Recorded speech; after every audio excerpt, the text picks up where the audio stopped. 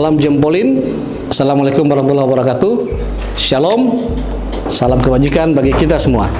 Sahabat-sahabat di mana saja berada, pada malam hari ini saya ucapkan selamat datang di podcast Jempolin. Jempolin itulah singkatan dari Manajemen Pengelolaan Informasi Provinsi Papua. Kita memberikan informasi tentang pembangunan, tentang politik, tentang anak muda, tentang olahraga, tentang pendidikan dan sebagainya. Intinya bahwa membangun Indonesia dari tanah Papua. Baik, pada malam hari ini saya akan memberikan satu informasi yang berhubungan dengan kepariwisataan, gitu. Kepariwisataan di Kota Jayapura. Mengapa Kota Jayapura? Karena Kota Jayapura adalah ibu kota dari Provinsi Papua. Seperti kita ketahui bahwa Provinsi Papua ini dulu satu, kemudian dipecah atau dimekarkan menjadi Papua Barat, lalu terjadi pemekaran lagi dengan Undang-Undang Otonomi Khusus yang terbaru tahun 2021, lalu pemekaran 2022, sehingga Papua pecah menjadi Papua Selatan, Papua Pegunungan, dan Papua Tengah. Ditambah Papua Barat menjadi Papua Barat Daya pemekarannya.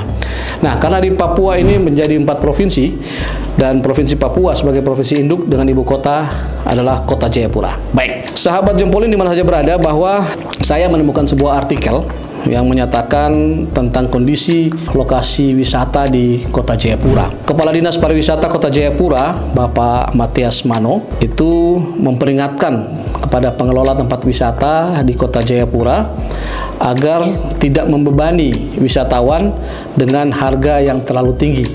Nah, ini himbauan atau penegasan dari Kepala Dinas Pariwisata Kota Jayapura. Mengapa demikian? Karena masih ditemukan di lapangan pengelola wisata itu menarik biaya yang cukup besar dari para wisatawan yang hadir di tempat wisata-wisata tersebut. Oleh karena itu, Pak Matias Mano mengajukan permintaan kepada pengelola tempat wisata untuk tidak menaikkan harga parkir atau sewa fasilitas wisata yang berlebihan. Nah, ini mengapa demikian? Karena kita tahu Kota Jayapura salah satu PAD-nya adalah dari destinasi wisata. Oleh karena itu, saya melihat juga bahwa ini penting agar wisatawan baik itu mancanegara maupun domestik yang hadir di Kota Jayapura ini merasa semakin dekat begitu dengan tempat-tempat wisata yang ada di Kota Jayapura. Sahabat Jempolin, informasi juga bahwa memang di Kota Jayapura ini saya kira kita perlu memberitahukan kepada publik yang ada di luar sana bahwa Kota Jayapura punya pantai-pantai yang cukup indah dan mengagumkan begitu. Ada Pantai Holtekam, ada Pantai Hamadi, kemudian Besci dan Dok 2, serta tempat-tempat bersejarah seperti Gunung Serobu, Goa Skou, dan Goa Mer. Ini semua menawarkan pengalaman yang tidak terlupakan bagi para pengunjung. Nah, jadi silakan datang ke Kota Jayapura, ibu kota dari Provinsi Papua, dan menikmati suasana dan kondisi wisata di Kota Jayapura. PLH Gubernur Papua juga, Bapak Muhammad Ridwan Lumah Sukun, juga memberikan garis besar begitu atau garis tebal menurut saya.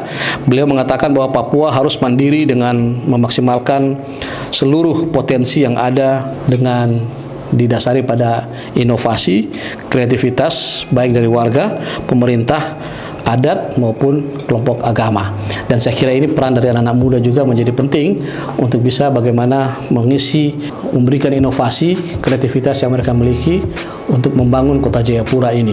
Mengapa? Karena Kota Jayapura ini sangat plural kehidupan di Kota Jayapura, dan semua kelompok, semua masyarakat, semua agama, semua jenis suku adat ada di Kota Jayapura.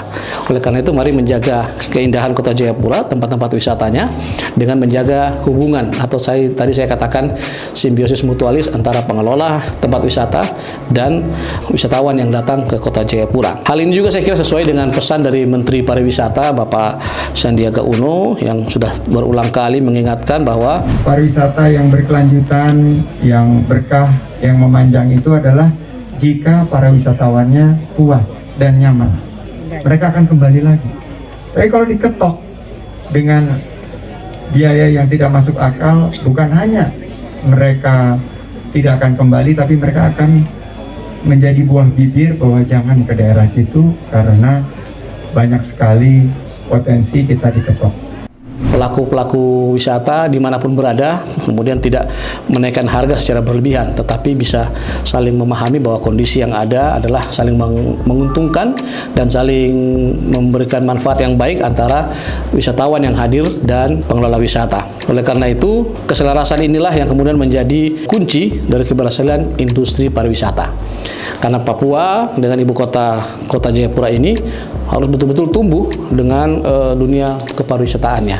Dan kita akan terus memberikan informasi tentang apa yang terjadi di Kota Jayapura, tentang kepariwisataan yang ada di Kota Jayapura. Dan saya kira nanti teman-teman, sahabat-sahabat silahkan stay di podcast Jempolin, silahkan melihat dinamika yang ada di Jempolin, informasi yang kita berikan secara berkesinambungan tentang pembangunan, tentang pendidikan, tentang pembangunan pariwisata, tentang pembangunan kepemudaan, dunia adat, dan hal-hal yang kemudian sekecil apapun, bahkan hal-hal yang teman-teman meminta kepada kami akan upayakan untuk bisa memberikan informasi itu kepada semuanya. Baik, sahabat-sahabat Jempolin di mana saja berada, saya kira dunia pariwisata di Kota Jayapura ini menjadi pembuka dari podcast Jempolin, sehingga nanti bisa menjadi informasi awal bagi kita semua bahwa Jempolin mulai running dengan memberikan informasi-informasi lewat podcast. Podcast ini juga ke depan akan kita hadirkan podcast wawancara dengan tokoh-tokoh yang ada di Papua maupun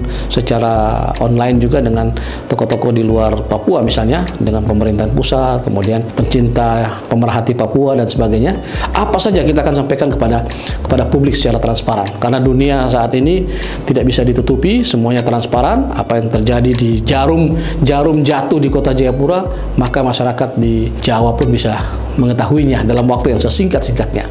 Baik, saya kira ini sebagai pembuka, mari kita menjaga Kota Jayapura sebagai ibu kota Provinsi Papua dengan seluruh dinamikanya, dengan seluruh keindahan alam dalam dunia pariwisata, sehingga pariwisata Kota Jayapura bisa maju. Kita menjaga keseimbangan antara pengelola dunia pariwisata dengan wisatawan yang hadir di Kota Jayapura, sehingga nanti semuanya bisa merasakan indah, nyaman, aman, tentram mengunjungi Kota Jayapura dengan seluruh macam dunia pariwisatanya.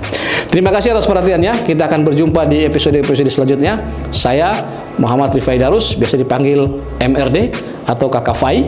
Nah, akan hadir terus bersama teman-teman sekalian dan juga akan bergantian host daripada podcast Jempolin ini. Terima kasih, sampai jumpa dan salam Jempolin.